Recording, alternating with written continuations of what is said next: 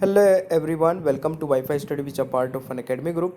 दोस्तों, आज की इस वीडियो में हम देखने वाले हैं ओनली रिपीटेड जीके के कुछ और इम्पोर्टेंट क्वेश्चन आंसर जो कि काफ़ी इंपॉर्टेंट होने वाले हैं एग्जाम के पॉइंट ऑफ व्यू से। तो आप इस वीडियो को शुरू से लेकर एंड तक देखिएगा। वीडियो को लाइक करके अपने दोस्तों के साथ में शेयर जरूर करिएगा। अगर आपने अभी तक टेलीग्राम ग्रुप ज्वाइन नहीं किया तो सौरभ मलिक ऑफिशियल नाम से टेलीग्राम ग्रुप ज्वाइन कर लीजिएगा। यहाँ पे आप लोगों को सभी वीडियो की पीडीएफ और अनअकैडमी की फ्री क्लासेस के लिंक मिल जाएंगे। ठीक है भाई। और बाकी यहाँ पे देखिए अनअकैडमी प्लस के सारे बेनिफिट आपको मिल जाते हैं, जैसे कि live classes, structured course, weekly test, unlimited access और भी सारे बेनिफिट आपको मिल जाते हैं जब भी आप अनअकैडमी पर कोई भी प्लस सब्सक्रिप्शन ज्वाइन करते हैं। और कोड यूज करिएगा STUDY10, इससे आपको मैक्सिमम डिस्काउंट मिल जाएगा सभी कैटेगरीज में। अभी दोस्तों देखिए ये आपका crack SSC exam 2022 with previous year question and selection wise test होने वाला है और इसमें आप लोग एनरोल कर सकते हैं STUDY10 कोड के साथ में। इसमें आप गिफ्ट वाउचर भी जीत सकते हैं अप टू 5000। और अनअकैडमी का अल्ट्रा कॉम्बैट होने वाला है 24 अप्रैल को। इसमें भी STUDY10 कोड अप्लाई करके ज्वाइन कर लीजिएगा। वैसे आपका महा अभ्यास बैच और सफलता बैच 6 अप्रैल से शुरू हो चुके हैं। आप इनमें एनरोल करके अपनी तैयारी कर सकते हैं और कोड यूज करेगा STUDY10 इन दोनों बैचेस में। और आइकॉनिक सब्सक्रिप्शन के बेनिफिट है दोस्तों, priority in doubt solving, priority in live classes, तो ये भी आप लोग ध्यान रखिएगा। बाकी ये सारी test series for SSC aspirants हैं। आप इनको कोई भी टेस्ट सीरीज को फ्री ऑफ कॉस्ट लगा सकते हैं SSC कैटेगरी में। तो चलिए शुरू करते हैं आज की वीडियो को, प्लीज़ पूरा एंड तक देखिएगा। दोस्तों, आज की वीडियो का पहला क्वेश्चन है, निम्नलिखित में से किसे भारतीय संसद का भाग माना जा सकता है। देखिए, कोशिश करिएगा, बहुत ही बढ़िया सेशन होगा कि पूरा एंड तक देखें और कितने क्वेश्चंस के आंसर आप सही कर पाते हैं नीचे कमेंट बॉक्स में जरूर बताइएगा। देखिए दोस्तों, जो संसद है हमारी, पार्लियामेंट है, ये 3 चीज़ों को मिला के बनती है, राष्ट्रपति, लोकसभा और राज्यसभा। तो इस क्वेश्चन का सही आंसर हो जाएगा बी, है ना। तो ओनली ABC यहाँ पे इसमें इंक्लूड रहेंगे, तो राइट आंसर इज बी, ये आपको याद रखना है। दूसरा क्वेश्चन आता है, भारतीय संविधान के निम्नलिखित में से कौन सा अनुच्छेद भारत की संसद से संबंधित है। कौन सा आर्टिकल दोस्तों भारत की संसद से संबंधित है, जरा जल्दी से बताइएगा। इस क्वेश्चन का सही आंसर हो जाएगा दोस्तों अनुच्छेद 79, यानी कि बी राइट आंसर हो जाएगा। ठीक है, चलिए नेक्स्ट। दोस्तों नेक्स्ट क्वेश्चन आता है, राज्यसभा में राज्य के प्रतिनिधियों को निम्नलिखित में से किसके द्वारा निर्वाचित किया जाता है। ये भी एक काफ़ी अच्छा क्वेश्चन है। तो राज्यसभा में राज्य के प्रतिनिधियों को दोस्तों नियुक्त किया जाता है elected member of the state legislative assembly, यानी कि राज्य विधानसभा के निर्वाचित सदस्य। तो इस क्वेश्चन का सही उत्तर होगा ऑप्शन बी, यह आपको याद रखना है। ऑलराइट, अगला क्वेश्चन आता है, राज्यों और केंद्र शासित प्रदेशों से राज्यसभा के प्रतिनिधियों की संख्या निम्नलिखित में से एक कौन सा है। तो जल्दी से बताइएगा दोस्तों। The number of representative of Rajya Sabha from state and union territories is among which one of the following. तो इस क्वेश्चन का जो करेक्ट आंसर होगा 238, यानी कि ऑप्शन ए राइट आंसर हो जाएगा। ऑलराइट, यह आपको याद रखना है। अगला क्वेश्चन आता है, निम्नलिखित में से कौन सा अनुच्छेद राज्यों की परिषद का गठन और उनके सदस्यों के चुनाव की तरीके से संबंधित है। दोस्तों ध्यान से पढ़िएगा क्वेश्चन को, उसके बाद ये आंसर करना है। निम्नलिखित में से कौन सा अनुच्छेद राज्यों की परिषद का गठन और उसके सदस्यों के चुनाव के तरीके से संबंधित है। तो इस क्वेश्चन का राइट आंसर हो जाएगा आर्टिकल 80, यानी कि सी इज द राइट आंसर। अगला क्वेश्चन आता है, सरकार का संसदीय रूप लिया गया है।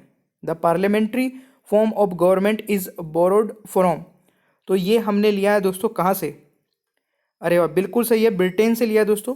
ठीक है ना, हमारा जो पार्लियामेंट्री सिस्टम है दोस्तों, ये हमने किस देश के से लिया है, ये लिया है ब्रिटेन से। तो ये आपको जरूर याद रखना है।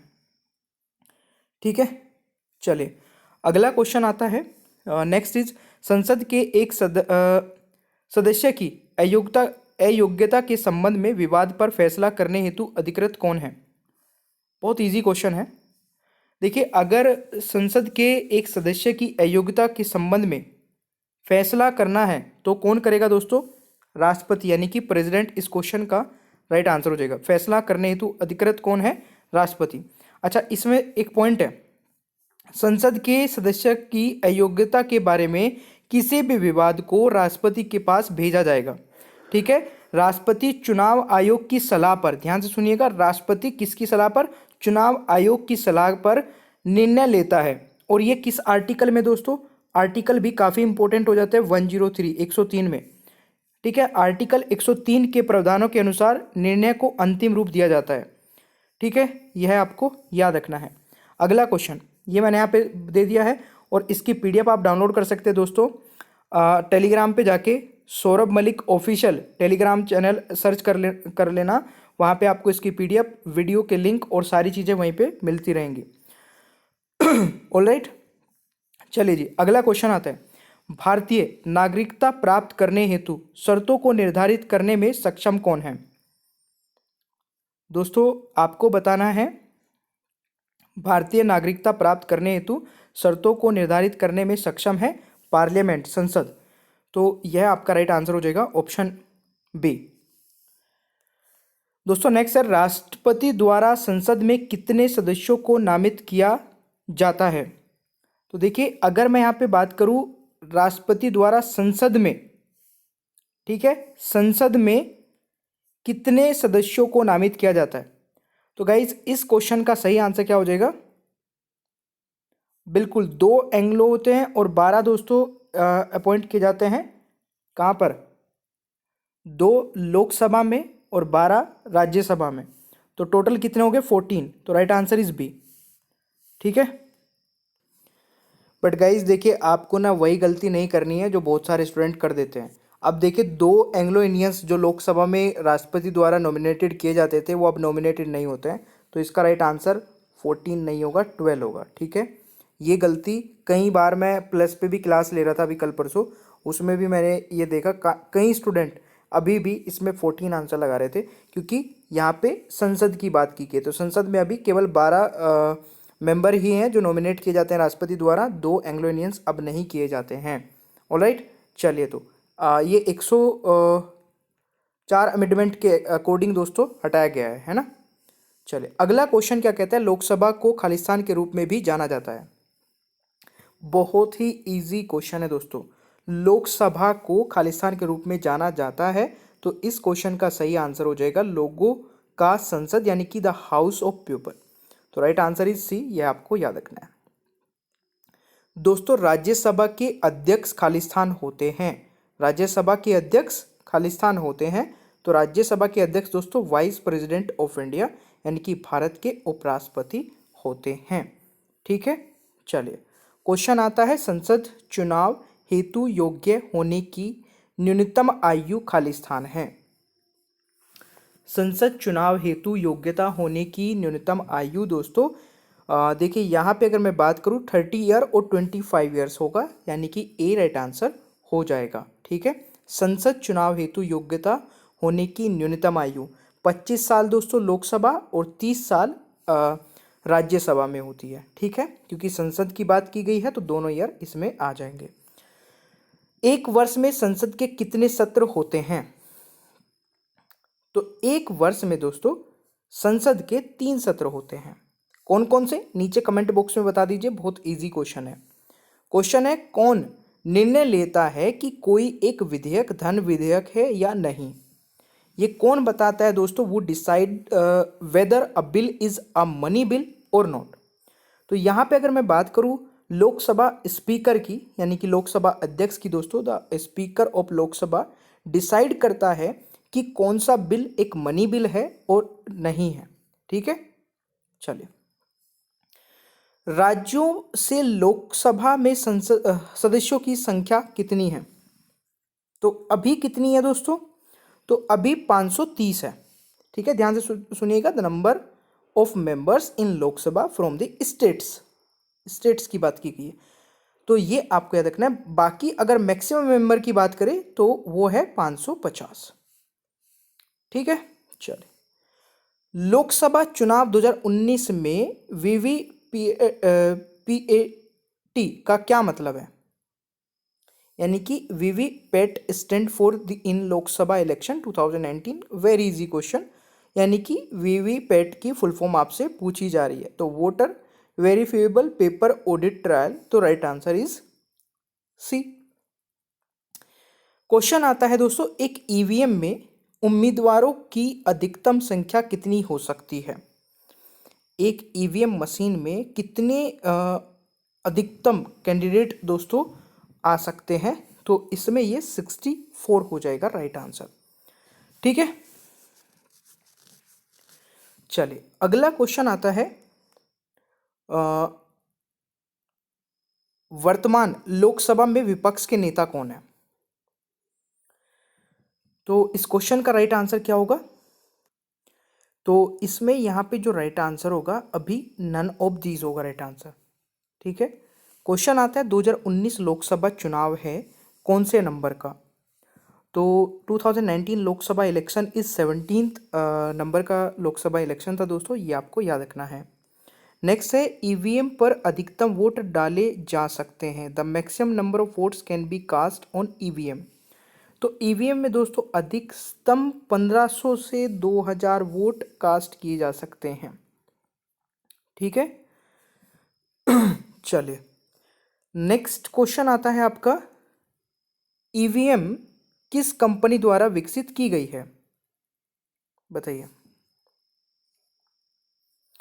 तो ईवीएम जो है Bharat electronics limited and electronic corporation of India द्वारा निर्मित की गई है। तो राइट आंसर हो जाएगा ए। दोस्तों नेक्स्ट है, एक वर्ष में लोकसभा के कितने सत्र आयोजित किए जाते हैं? आई थिंक ये वाला क्वेश्चन हो चुका है भाई, ठीक है ना। तो लोकसभा के पूछे जाए तो 3 हो जाएगा, ये आपका हो चुका है क्वेश्चन। निम्नलिखित में से क्या लोक लेखा समिति के बारे में से सही नहीं है दोस्तों? तो इनमें से कौन सा पॉइंट सही नहीं है? तो यहाँ पे लिखा है option C, it consist of 30 Lok Sabha members. इसमें 30 लोकसभा सदस्य होते हैं, तो रॉन्ग है। तो ये लोक लेखा समिति के बारे में सही नहीं है। दोस्तों नेक्स्ट है, क्या होता है जब लोकसभा चुनाव एक टाई से समाप्त हो जाता है?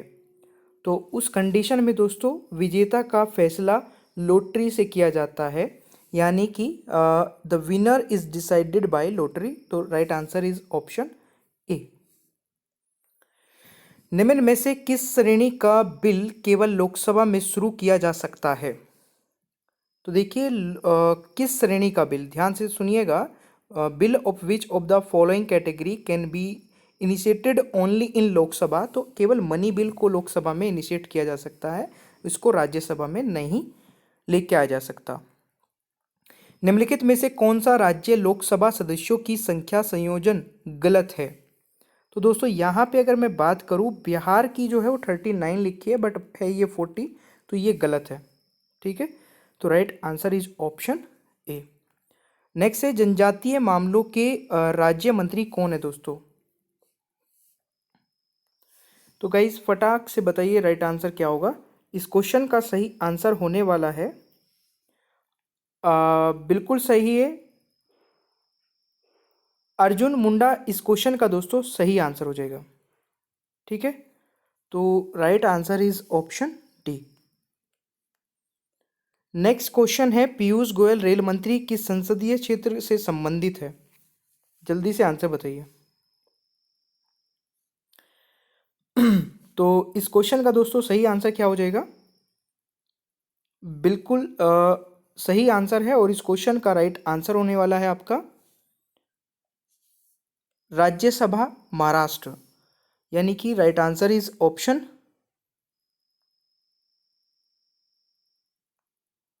ए।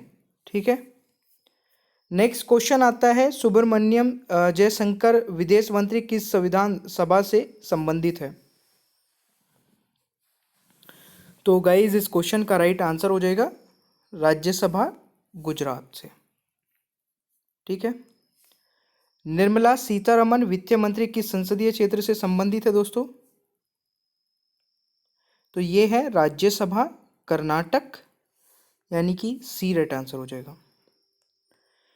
उत्तर प्रदेश के बाद निम्न में से किस राज्य में लोकसभा की सबसे अधिक सीटें हैं? तो उत्तर प्रदेश के बाद निम्नलिखित में से किस राज्य में लोकसभा की सबसे अधिक सीटें हैं? तो ये हो जाएगा दोस्तों आपका महाराष्ट्र, यानी कि right answer is option B.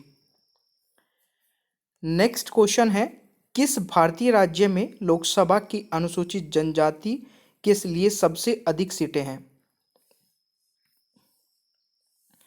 तो किस भारतीय राज्य में दोस्तों? ये हो जाएगा मध्य प्रदेश, ठीक है। MP is the right answer. Bharat के उपराष्ट्रपति को हटाने के प्रस्ताव को इनमें से स्थानांतरित किया जा सकता है। केवल दोस्तों राज्यसभा से, ठीक है। Rajya Sabha only is the right answer. दोस्तों नेहरू रिपोर्ट के अनुसार भारत की संसद की संरचना इस प्रकार थी। तो इस क्वेश्चन का राइट आंसर हो जाएगा क्राउन, सेनेट और हाउस ऑफ रिप्रेजेंटेटिव। बिल्कुल सही आंसर लगाया जितने भी स्टूडेंट यहाँ पे डी लगा रहे हैं। क्वेश्चन है संसद में एक टाई के मामले में निर्णायक वोट डालने का अधिकार किसे है? तो ये अधिकार दोस्तों स्पीकर यानी कि अध्यक्ष को है। तो राइट आंसर इज ऑप्शन ए। निम्नलिखित में से कौन सा राज्यों के लिए राज्यसभा में प्रतिनिधित्व का आधार है? तो पॉपुलेशन यानी कि जनसंख्या यहाँ पे सही आंसर हो जाएगा। दोस्तों लोकसभा में कितनी महिलाएं सीटें आरक्षित हैं? तो लोकसभा में कितनी महिलाएं सीटें आरक्षित है? तो नो प्रोविजन यानी कि ऑप्शन डी राइट आंसर हो जाएगा। भारत के पहले आम चुनावों के बाद लोकसभा की शक्ति निम्नलिखित में से कौन थी? तो इस क्वेश्चन का राइट आंसर हो जाएगा दोस्तों 489, ठीक है। तो right answer is option C. संसद के दो सत्रों के बीच अधिकतम अंतराल क्या हो सकता है? अधिकतम अंतराल कितना हो सकता है? तो गाइज 6 महीने यानी कि अगर दिन में बात करें तो 180 डेज इस क्वेश्चन का सही आंसर हो जाएगा। दोस्तों प्रश्न काल में कौन से 3 प्रकार के प्रश्न पूछे जाते हैं?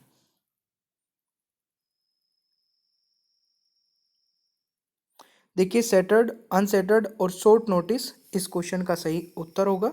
यह आपको याद रखना है। देखिए centred questions require a oral answer and they can be followed by supplementary questions, यानी कि तारांकित प्रश्नों में मौखिक उत्तर की आवश्यकता होती है और उनके बाद पूरक प्रश्न पूछे जा सकते हैं, ठीक है। अनसेटर्ड दोस्तों ये होते हैं questions are the one that need written answer, जिसमें लिखित आंसर देना होता है। Because of this they are not followed by the supplementary questions. और जो शॉर्ट क्वेश्चन होते हैं दोस्तों, शॉर्ट नोटिस पर्सन वे पर्सन होते हैं जो 10 दिन से कम समय का नोटिस देकर पूछे जाते हैं। उन्हें मौखिक उत्तर की आवश्यकता होती है, ठीक है। ये आप चीज़ें समझ गए होंगे। देखिए सेशन को यार बिना बोले ही लाइक कर दिया करें और टेलीग्राम ज्वाइन कर लेना। टेलीग्राम पे इसकी PDF और भी बहुत सारी PDF और वीडियो के लिंक मिल जाएंगे। टेलीग्राम का नाम है सौरभ मलिक ऑफिशियल, सर्च करके ज्वाइन कर लेना टेलीग्राम पे जाके, और वहाँ पे आपको सारी PDF नोट्स मिल जाएंगे, ठीक है। चलिए नेक्स्ट PDF पे चलते हैं।